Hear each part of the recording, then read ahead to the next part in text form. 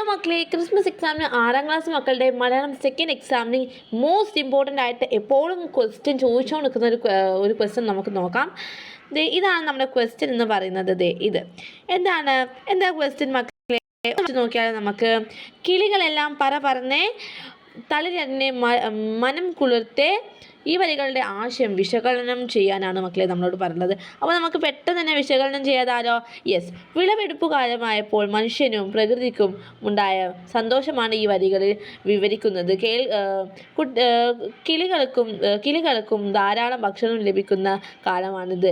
കതിര് മുറിച്ച് കിളികളെല്ലാം സന്തോഷത്തോടെ പറന്നുപോയി എന്നാണ് സൂചന.